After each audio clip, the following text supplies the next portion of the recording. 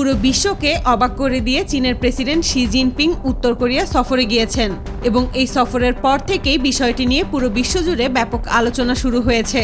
কারণ সাধারণত বিশ্বের বিভিন্ন দেশের নেতাদের চীন সফরে যেতে দেখা যায়। মাত্র কিছুদিন আগেই ডোনাল্ড ট্রাম্প চীন সফর করেছেন, রাশিয়ার প্রেসিডেন্টও চীন সফরে গিয়েছিলেন। কিন্তু এবার ঠিক উল্টো চিত্র দেখা গেল, চীনের প্রেসিডেন্ট নিজেই উত্তর কোরিয়ায় গিয়েছেন। আর এই কারণেই বিষয়টি অনেকের কাছে বেশ অবাক করার মতো মনে হয়েছে। আসলে এটি ছিল প্রায় 7 বছর পর শি জিনপিং এর উত্তর কোরিয়া সফর। সর্বশেষ তিনি 2019 সালে উত্তর কোরিয়া সফর করেছিলেন। দীর্ঘ 7 বছর পর আবারও তিনি উত্তর কোরিয়া সফরে যান। কিন্তু মূল ব্যাপারটা এখানে না। ব্যাপারটা হলো শুধুমাত্র এই একটা মিটিংয়ের জন্য কিম জং উন প্রায় কয়েক ডজন ব্যালিস্টিক মিসাইল বের করে রেখেছেন বলে বিভিন্ন প্রতিবেদনে উল্লেখ করা হয়েছে। উত্তর কোরিয়া সফরে যাওয়ার সময় শি জিনপিং তার বোয়িং 747 এয়ার চায়না এর বিশেষ মডেলের বিমান ব্যবহার করেন। এই বিমানকে ঘিরে সবসময় বিশ্বজুড়ে আলোচনা হয়ে থাকে, কারণ এই ধরনের বিমান চীনের বিশেষ স্যাটেলাইট যোগাযোগ ব্যবস্থা ব্যবহার করে চলে। বিভিন্ন আন্তর্জাতিক প্রতিবেদনে বলা হয়েছে এই বিমান বিশেষ অ্যান্টি জ্যামিং টেকনোলজি ব্যবহার করে। ফলে এই বিমানের 13 কিলোমিটারের ভেতরে কোনো ড্রোন, মিসাইল, এমনকি কোনো অচেনা ফাইটার জেট ঢুকতে পারে না। এই বিমান সম্পর্কে বিস্তারিত কোনো তথ্য সামনেই আসতে দেওয়া হয় না। তাই এই বিমান সম্পর্কে খুব বেশি কিছু জানা যায় না। সাধারণত চীনের প্রেসিডেন্ট যখন ভ্রমণে বের হন, তার বিমানের পাশে J-20 যুদ্ধবিমানের এক বিশাল বহর দেখা যায়। এটি মূলত একটি স্টেলথ যুদ্ধবিমান এবং এটি ঘন্টায় প্রায় 2300 কিলোমিটার গতিতে উড়তে পারে। তবে সবথেকে আশ্চর্যের ব্যাপার হলো এই সফরে চীনের নতুন প্রজন্মের J-36 যুদ্ধবিমান দেখা গিয়েছে বলে বিভিন্ন আন্তর্জাতিক প্রতিবেদনে উল্লেখ করা হয়েছে।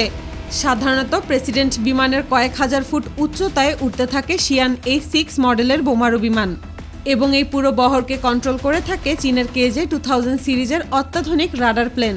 অবশেষে বিশেষ নিরাপত্তার মধ্য দিয়ে তিনি উত্তর কোরিয়ার রাজধানী পিয়ংইয়ংয়ে পৌঁছান। সেখানে তাকে দেওয়া হয় বিশেষ সংবর্ধনা। উত্তর কোরিয়ার নেতা কিম জং উন নিজে তাকে স্বাগত জানান। রাজধানীর বিভিন্ন রাস্তা দুই দেশের পতাকা দিয়ে সাজানো হয় এবং হাজার হাজার মানুষ তাকে অভিনন্দন জানান। পুরো অনুষ্ঠানটি ছিল অত্যন্ত জাঁকজমকপূর্ণ। তবে সবথেকে অবাক করার মতো বিষয় হলো উত্তর কোরিয়ায় পৌঁছানোর পর শুধু আনুষ্ঠানিক বৈঠকই নয়, শি জিনপিং এবং কিম জং উন একসঙ্গে কয়েকটি সামাজিক এবং সাংস্কৃতিক অনুষ্ঠানে অংশ নেন।